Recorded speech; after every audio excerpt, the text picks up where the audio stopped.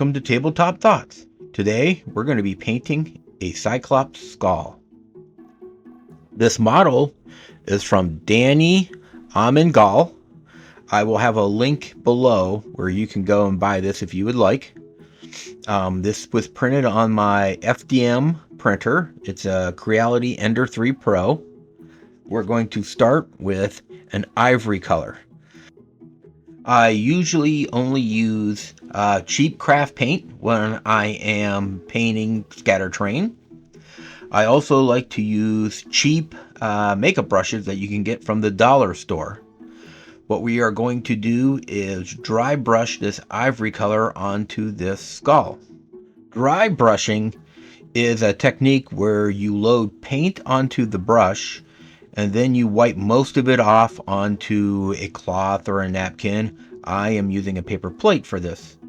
This gets a majority of the paint off and only leaves enough that will stick to the higher edges of the model as you are going over it with your brush. As you can tell, I am rather new to painting on camera. While I have been painting models and terrain probably for about 3 decades now, this is relatively new for me to be painting on camera. So as you can see, I've been getting my hand in the way until I think about it. Alright, as we can see with the model now, I have most of it covered with the ivory, and now we'll wait for this dry to move on to this next step. I leave it sit for, 10-15 minutes to make sure it's completely dry, and now we are going to go with a dark granite. This color I'm going to use on the ground surface around the skull. This will show up at the end almost like small rocks and pebbles and that will be surrounding the skull. We'll come back later after this step when we are almost towards the end, and we will highlight the tops of some of these rocks with another dry brush to make them stand out a little bit differently from the rest of the ground cover that we will add later in the process. Now that I'm getting a little more used to the camera, you can see I am trying to paint where you guys can see me actually adding color to this model. Once we're done adding this dark granite to the model, we will let it sit and dry. Now that the model is completely dry, we are going to come in with a black wash. This is a wash that I make myself.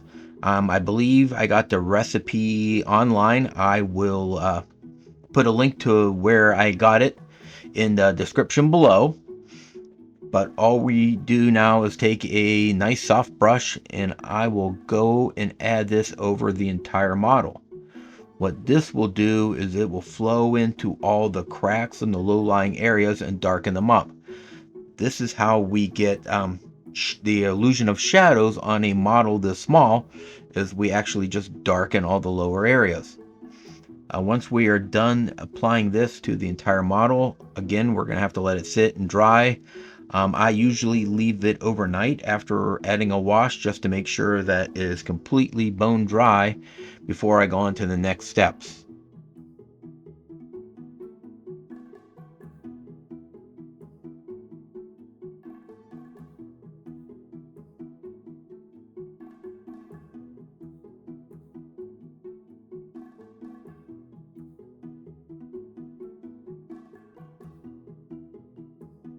I know the model looks really dark at this point, but when this dries, it will lighten up some, and we are going to go back in afterwards and touch up some of this.